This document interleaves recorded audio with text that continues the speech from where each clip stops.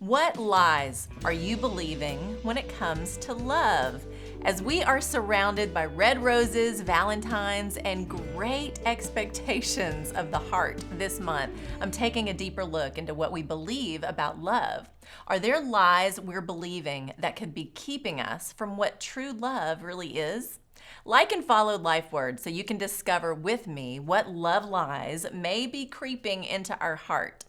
Since the beginning of time, the world has had much to say about love. Art portrays what the heart feels, both good and bad.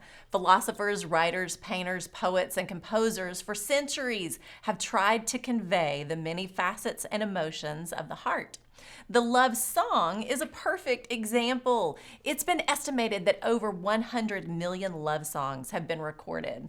That's a lot of pleasure and pain put to music. My 15-year-old recently discovered a few love songs from the Bee Gees, and I must say I'm not mad about it.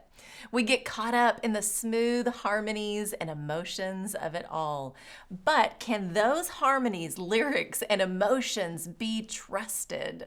Even if it's Whitney Houston singing the greatest love song of all time, I Will Always Love You, can we trust those words and what we feel when we sing them to be true? Sadly, our hearts, being prone to wonder, are easily tempted and deceived. We're told to follow your heart or listen to your heart, and often, as a result, we blindly fall head over heels for someone or some counterfeit version of love. The love lie we tell ourselves is this: my heart can always be trusted. Why can we not always trust what our heart feels?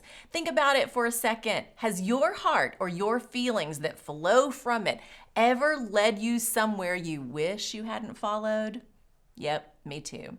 Let's look to truth and dig a bit deeper. Jeremiah 17:9. The heart is deceitful above all things and beyond cure. Who can understand it?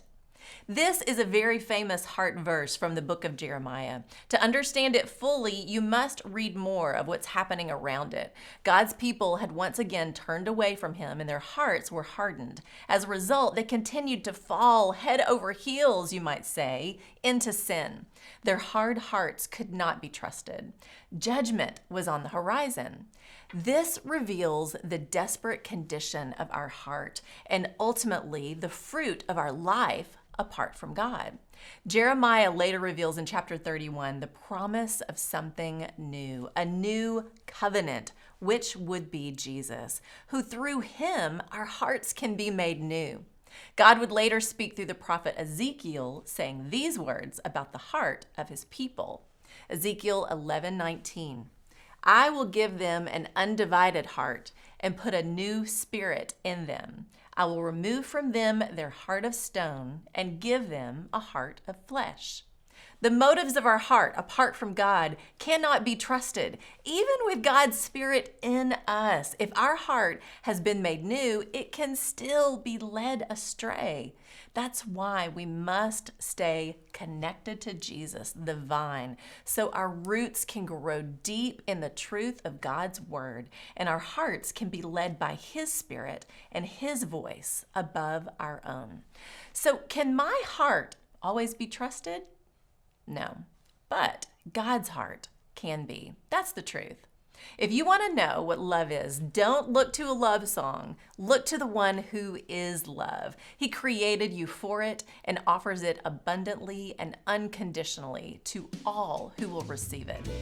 Join me all this month at lifeword.org as we talk more about the love lies we often fall for. Truth matters when it comes to love, so let's discover more together. I'm Lori Klein.